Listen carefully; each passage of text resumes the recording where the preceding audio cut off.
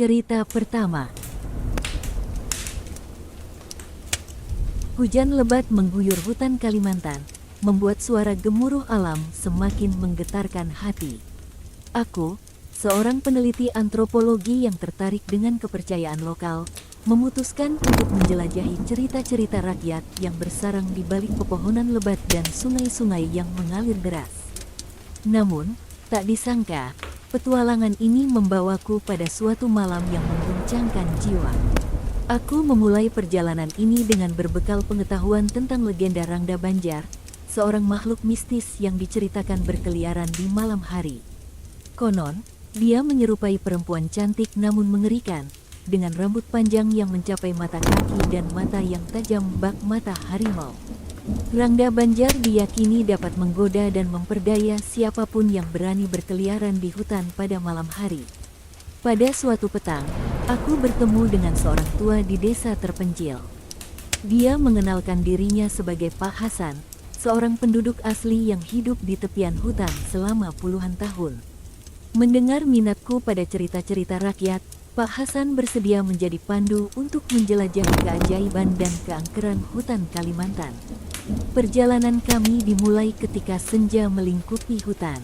Cahaya matahari yang merayap di antara cabang-cabang pepohonan memberikan nuansa mistis pada sekeliling.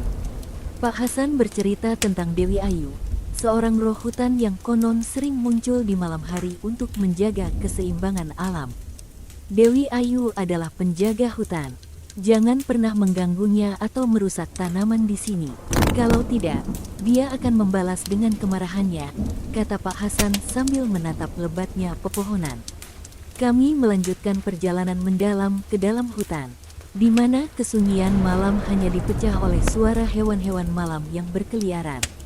Pak Hasan memandu dengan percaya diri, dan aku mencoba meredakan getaran hati yang semakin terasa. Tiba-tiba, Pak Hasan berhenti dan menunjuk ke arah sebuah batang pohon besar yang terlihat seperti pilar alami di tengah hutan. Inilah batas terluar wilayah Rangda Banjar, ujarnya dengan serius. Aku mendengus pelan, berpikir bahwa ini hanyalah cerita rakyat yang tercipta untuk menakut-nakuti. Namun, suasana berubah begitu saja. Angin malam berbisik di antara daun-daun dan membuat dahi bersimbah keringat. Aku merasa adanya kehadiran yang tidak terlihat di sekitar kami. Pak Hasan menatapku dengan serius dan meminta untuk berbicara dengan nada pelan. Kita harus berhati-hati di sini. Rangda Banjar diyakini berkeliaran di malam ini, mencari siapapun yang berani menyusup ke wilayahnya, katanya dengan suara gemetar. Tidak lama kemudian, suara gemuruh menggema di kejauhan, mirip dengan suara jeritan yang sangat memilukan. Aku menggigit bibir, mencoba menahan ketakutan yang merayap di dalam diriku. Pak Hasan memberi isyarat untuk bersembunyi di balik semak-semak yang lebat, dan kami pun merunduk untuk mengurangi risiko terlihat oleh makhluk yang mungkin mengawasi. Dalam kegelapan, aku merenung tentang keberanianku untuk menjelajahi cerita-cerita rakyat ini. Sesekali, suara hewan-hewan hutan terdengar semakin dekat, menciptakan orkestra alam yang membingungkan. Pak Hasan menyentuh pundakku dengan lembut dan berbisik, "Jangan takut, kita hanya butuh diam sejenak." Rangda Banjar tidak suka kedengaran manusia. Tiba-tiba, udara di sekitar kami berubah. Suara gemuruh semakin mendekat, dan aku bisa merasakan getaran tanah di bawahku. Pohon-pohon bergoyang pelan seolah menari mengikuti irama alam yang tak kasat mata. Pikiranku melayang pada cerita-cerita yang kudengar, dan betapa sulitnya membedakan antara nyata dan mitos di tengah hutan ini. Aku mendengar langkah-langkah ringan yang semakin dekat. Pak Hasan memandangku dengan tatapan khawatir, seolah memberi isyarat bahwa kami harus tetap tenang. Suara gemuruh semakin membahana, dan ketegangan di udara semakin terasa. Muncullah Rangda Banjar, sesosok bayangan gelap dengan rambut panjang yang menyapu tanah. Matanya yang tajam memancarkan kegelapan, dan aku bisa merasakan kehadirannya yang mencekam. Wajahnya yang cantik namun mengerikan membuat jantungku berdegup kencang. Pak Hasan menarikku lebih dekat, mencoba menutupi kehadiran kami di balik dedaunan. Aku menahan napas, berharap Rangda Banjar tidak akan melihat kami. Namun, langkahnya terus mendekat, mengikuti jejak suara langkah yang semakin cepat. Tiba-tiba, Rangda Banjar berhenti. Wajahnya menoleh ke arah semak-semak tempat kami bersembunyi. Aku menutup mulutku dengan tangan, berusaha menekan ketakutan yang menggelegak di dalam diriku. Pak Hasan memegang lengan kuat, memberi isyarat untuk tetap diam. Waktu terasa berjalan sangat lambat, dan aku merasakan detak jantungku yang semakin kencang. Rangda Banjar berdiri di tepi semak-semak, seolah merasakan keberadaan kami. Dia tertegun sejenak, dan aku merasa matanya menembus ke dalam jiwa. Tiba-tiba, Rangda Banjar melenggang pergi dengan langkah ringan. Suara gemuruh yang menyertainya menghilang seiring dengan langkahnya yang menjauh. Kami menunggu beberapa saat sebelum berani muncul dari persembunyian. Pak Hasan menatapku dengan penuh rasa syukur dan mengangguk. Kau telah melihat Rangda Banjar, sesuatu yang tidak banyak orang alami. Dia memilih untuk meninggalkan kita. Kita beruntung malam ini. Kami melanjutkan perjalanan pulang dengan hati yang masih berdegup cepat. Cerita rakyat Kalimantan bukan hanya sekadar mitos. Mereka hidup di dalam hutan ini dengan keangkeran dan keajaiban yang sulit dipahami. Malam itu, di tengah hutan yang lebat, aku menyadari bahwa keberanian untuk menjelajahi cerita-cerita ini juga membuka pintu pada dunia gaib yang melekat erat pada kehidupan masyarakat Kalimantan. Cerita kedua. Dekat dengan senja, saya memasuki kawasan hutan Kalimantan yang dipenuhi misteri. Sebagai seorang peneliti antropologi dengan minat pada kepercayaan lokal, saya berusaha mendalami cerita-cerita rakyat yang tersembunyi di balik rimbunnya pepohonan dan aliran sungai yang tenang. Tanpa disangka, perjalanan ini membawa saya pada suatu malam yang mengguncangkan jiwa dan mengubah pandangan saya terhadap keberadaan dunia gaib. Pertemuan saya dengan Pak Rahmat, seorang penduduk desa yang telah lama bermukim di tepian hutan, memicu petualangan mistis ini. Setelah mendengar minat saya pada cerita-cerita rakyat, Pak Rahmat bersedia menjadi pandu saya untuk menjelajahi dunia gaib yang disembunyikan oleh rimbunnya pepohonan Kalimantan. Perjalanan dimulai di saat senja berlalu dan gelap menyelimuti hutan. Sinar bulan yang samar-samar menerangi jalur setapak yang kami lalui. Suara desir angin dan hewan-hewan malam menciptakan latar belakang yang mencekam. Pak Rahmat memimpin saya menuju suatu tempat di dalam hutan yang dikatakan menjadi pusat aktivitas makhluk halus. Saat itu, Pak Rahmat mulai bercerita tentang Hampatong, roh hutan penjaga alam yang diyakini oleh penduduk setempat. Diceritakan bahwa ia memiliki wujud manusia dengan pakaian tradisional Dayak, namun memiliki kekuatan gaib yang mampu bermetamorfosis menjadi binatang atau bahkan angin. Ketika melanggar aturan hutan, Hampatong dapat menyulap dirinya menjadi sesuatu yang menakutkan. Dia memberikan hukuman kepada siapapun yang tidak menghormati lingkungan ini, ujar Pak Rahmat seraya menatap lebatnya hutan di sekeliling. Kami melanjutkan perjalanan mendalam ke dalam hutan yang semakin lebat dan menyelimuti dengan kegelapan. Saya merasa adanya aura yang berbeda di sekitar kami, seolah-olah hutan itu sendiri memiliki kehidupan dan keheningan yang membangunkan rasa hormat. Aroma tanah basah dan suara gemericik air sungai di kejauhan menambah nuansa mistis di sekitar kami. Pak Rahmat menunjukkan sebuah batas tak kasat mata yang konon menjadi batas wilayah Hampatong. Ketika kau melewati batas ini, berhati-hatilah. Jangan mengganggu tanaman atau binatang di sini. Kau harus menyapa Hampatong dengan penuh rasa hormat, pesan Pak Rahmat serius. Namun, hati saya masih terasa skeptis. Saya menganggap cerita ini mungkin hanya mitos lokal untuk menjaga kelestarian hutan. Kami melanjutkan perjalanan dengan waspada, dan suara desiran daun kering dan suara hewan malam semakin memenuhi keheningan malam. Tiba-tiba, suasana berubah drastis. Angin malam berhembus lebih kencang, dan saya merasa adanya kehadiran yang tidak tampak di sekitar kami. Pak Rahmat meminta untuk berhenti dan berkata dengan suara pelan, Hampatong sedang berada di dekat kita. Kita harus diam dan menunjukkan penghormatan. Langit mendadak gelap, dan suara gemuruh menggema di kejauhan. Saya merasa bulu kuduk berdiri dan tak bisa menahan getaran ketakutan di dalam dada. Maka, Hampatong muncul dengan langkahnya yang ringan dan misterius.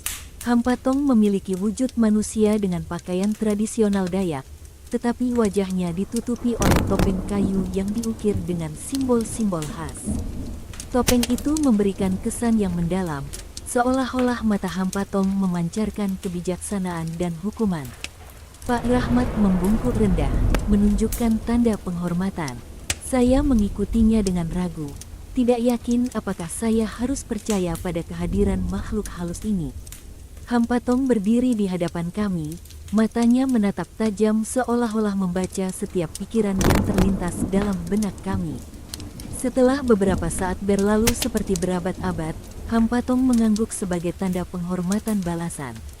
Maka, dengan langkah ringan, ia menghilang dalam kegelapan malam. Suasana hutan pun kembali sepi, dan angin malam berhembus dengan lembut. Pak Rahmat memandang saya dengan ekspresi lega. Kau beruntung, tidak semua orang bisa bertemu langsung dengan Hampatong dan hidup menceritakannya. Ini adalah penghormatan besar bagi kita. Kami melanjutkan perjalanan dengan hati yang masih berdebar-debar. Cerita rakyat Kalimantan bukan hanya sekadar mitos. Mereka hidup di dalam hutan ini dengan keangkeran dan keajaiban yang sulit dipahami. Malam itu, di tengah hutan yang lebat, saya menyadari bahwa ada kekuatan gaib yang melekat erat pada kehidupan masyarakat Kalimantan, sebuah kekuatan yang perlu dihormati dan dipahami. Pak Rahmat tersenyum dan berkata, kita telah melihat Hampatong, sesuatu yang tidak banyak orang alami. Sekarang, kita melanjutkan perjalanan. Hutan Kalimantan memiliki banyak cerita yang belum terungkap.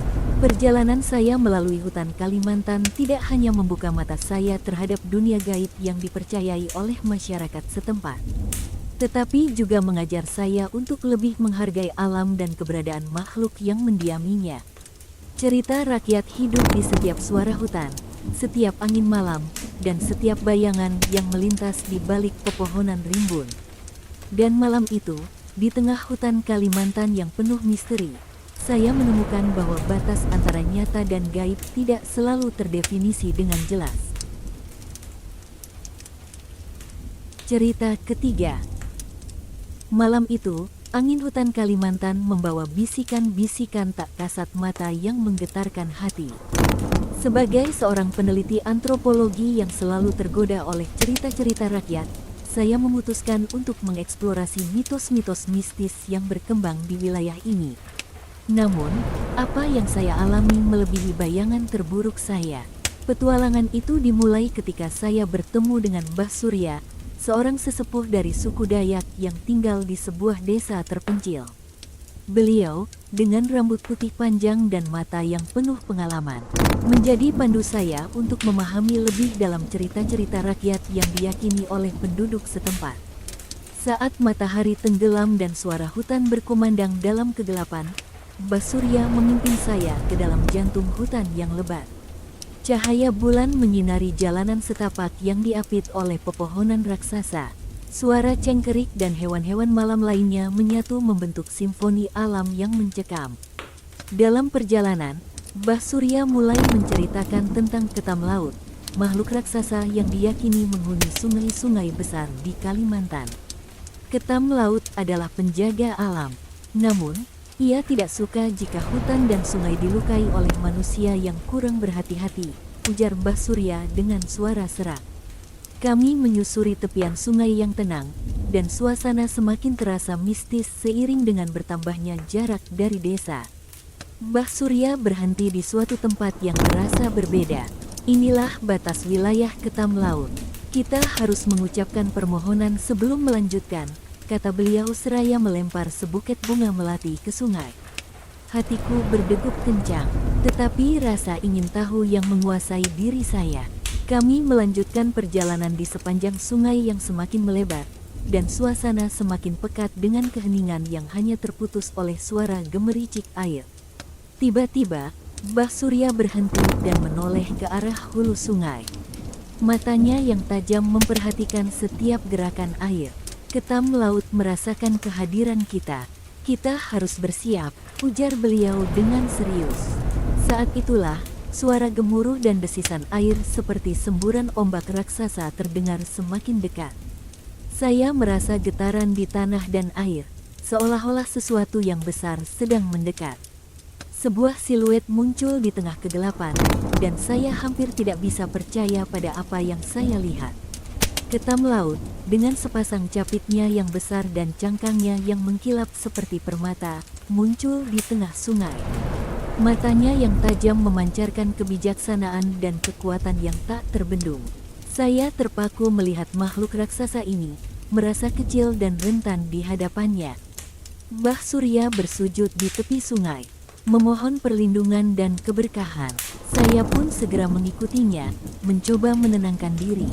Ketam laut memandang kami dengan mata yang dalam, seolah-olah membaca hati dan niat kami. Suara gemuruhnya semakin merendah, dan suasana pun menjadi hening.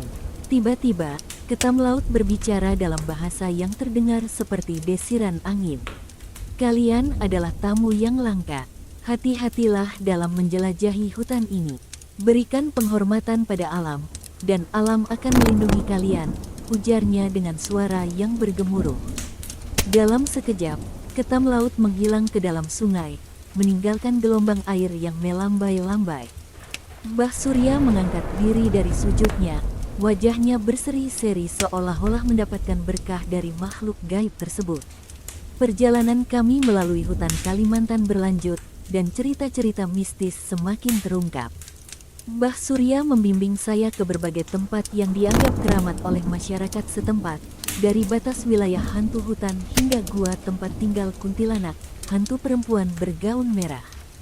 Pada suatu malam, kami tiba di sebuah danau yang konon menjadi tempat tinggal makhluk air.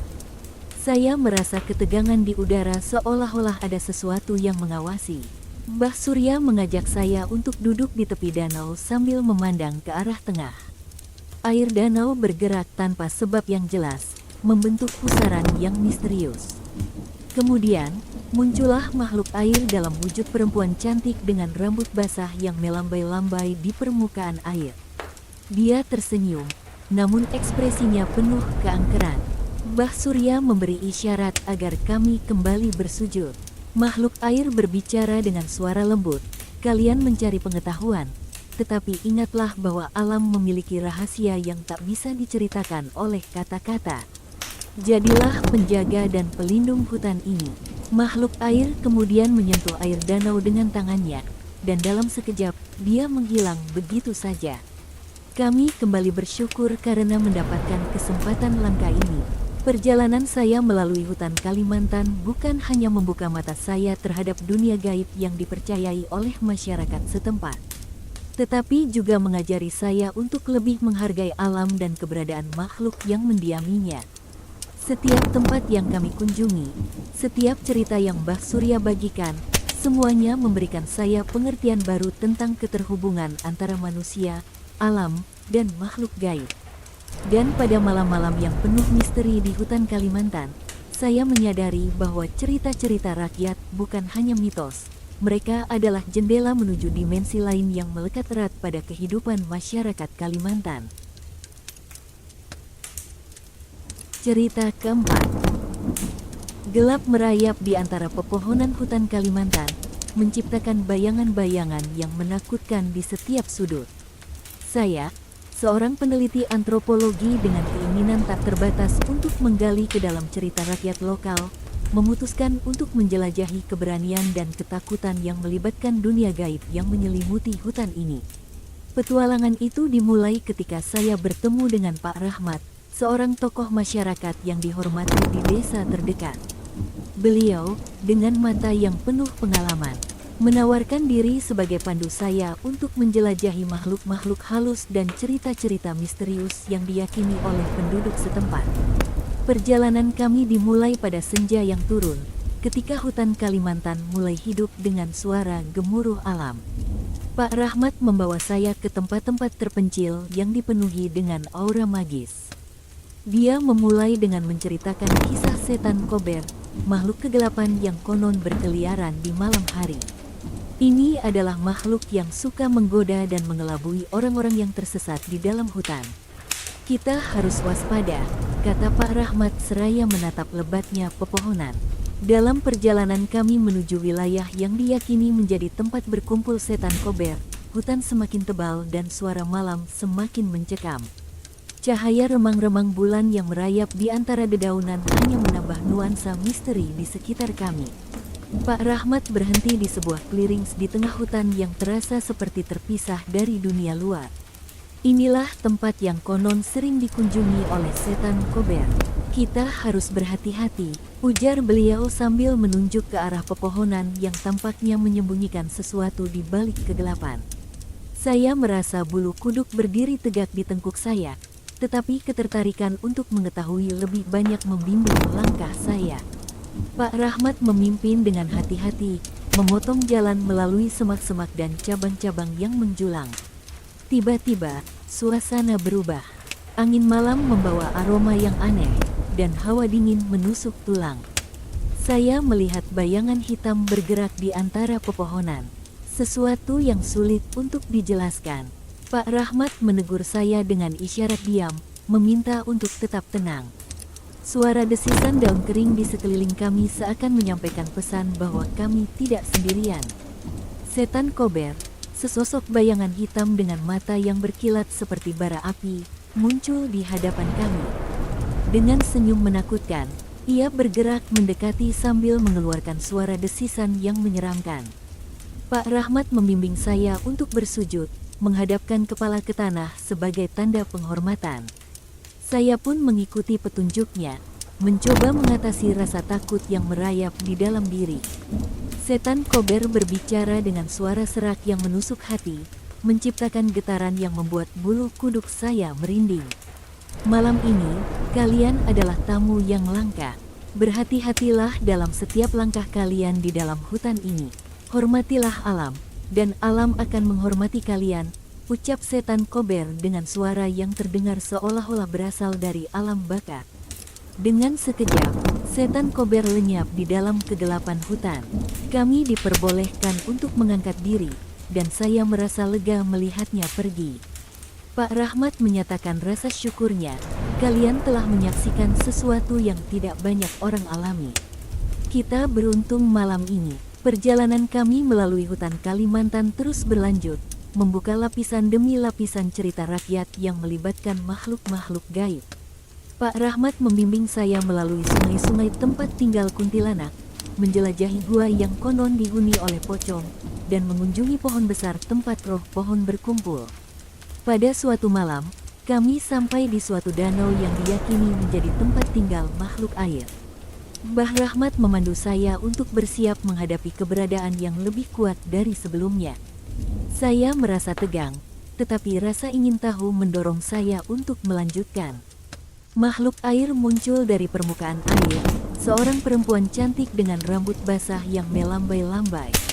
Matanya memancarkan keangkeran, dan suara gemericik air seolah-olah menjadi senjata magisnya. Saya dan Pak Rahmat bersujud di hadapannya, menghormati keberadaannya. Makhluk air berbicara dengan lembut, kalian datang dengan niat baik. Jaga keberanian dan hormati alam ini. Kalian adalah penjaga yang berjalan di antara dunia manusia dan dunia gaib. Selamatkan hutan ini. Dengan sentuhan airnya, makhluk air lenyap ke dalam gelombang danau. Kami melihatnya pergi dengan rasa hormat yang mendalam. Perjalanan saya melalui hutan Kalimantan membuka mata saya pada dunia gaib yang diakui oleh masyarakat setempat. Setiap makhluk halus, setiap pertemuan dengan kekuatan alam, semuanya membentuk kisah yang tak terlupakan.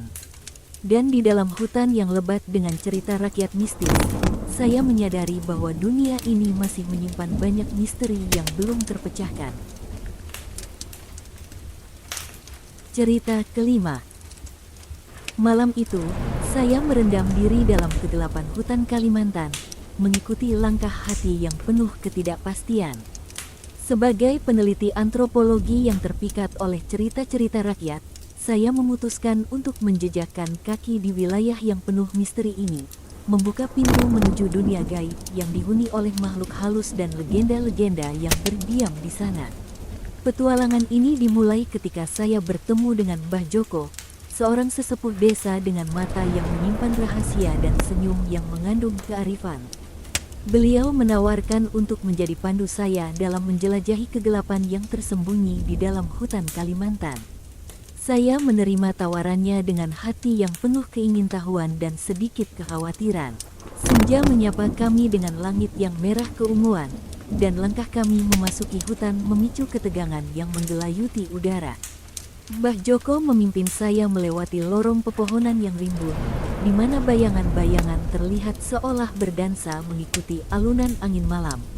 Suara hewan-hewan hutan dan desiran dedaunan menambah kesan mistis di sekitar kami.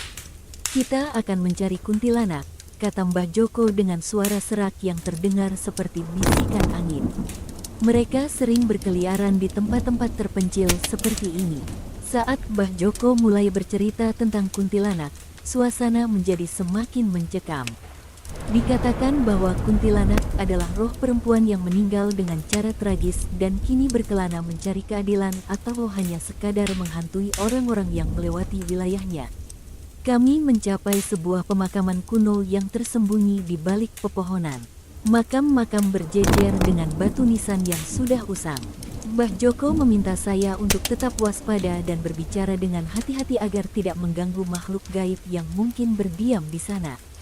Saat langit gelap sepenuhnya, suasana menjadi semakin hening. Saya merasa setiap nafas angin malam membawa cerita-cerita yang terkubur di dalam makam-makam tersebut. Tiba-tiba, sebuah suara tangisan perempuan terdengar di kejauhan, merayap perlahan ke telinga kami. Hati-hati, itu mungkin suara kuntilanak, bisik Mbah Joko sambil menunjuk ke arah sumber suara. Langkah kami berhenti sejenak, menyimak rintihan yang semakin dekat. Saya merasa getaran di udara, seolah-olah roh yang tak terlihat memenuhi sekeliling. Kemudian, seperti bayangan yang muncul dari kegelapan, sosok perempuan dengan gaun putih yang lusuh terlihat di kejauhan. Rambut panjangnya menutupi sebagian wajahnya, dan langkahnya terdengar begitu ringan di atas rumput yang basah. Suasana tegang memenuhi udara, dan saya merasa detak jantung saya semakin cepat. Mbah Joko meminta saya untuk tetap tenang, mengingatkan bahwa kuntilanak dapat merasakan ketakutan kita. Dia memimpin saya melalui pepohonan, mengikuti langkah-langkah gaib kuntilanak yang semakin mendekat. Ketika kami berada di dekatnya, kuntilanak berhenti dan menoleh ke arah kami. Matanya yang memancarkan kepedihan membuat saya merasa iba, namun kehadirannya tetap menggugah ketakutan. Dengan suara yang serak, kuntilanak mulai bercerita tentang kisah hidupnya yang penuh tragedi. Hidupku telah berakhir dalam kegelapan. Aku mencari keadilan dan pembebasan untuk rohku yang terbelenggu, ujar kuntilanak dengan suara yang penuh kepedihan. Mbah Joko dengan lembut mencoba memberikan penghiburan dan semangat kepada kuntilanak. Kami mendengarkan ceritanya dengan hati yang terbuka, memahami bahwa di balik penampakan menakutkan, terdapat kisah manusia yang tragis. Setelah berbicara, kuntilanak menghilang dengan pelan, seolah-olah tubuhnya menyatu kembali dengan kegelapan malam. Udara yang tadinya tegang menjadi lebih ringan, dan suara tangisan perempuan meredup. Mbah Joko menatap saya dengan tulus. Kita telah mendengarkan cerita kuntilanak. Mereka juga memiliki hati dan perasaan, terikat oleh kehidupan mereka yang tragis. Hutan Kalimantan menyimpan banyak kisah seperti ini.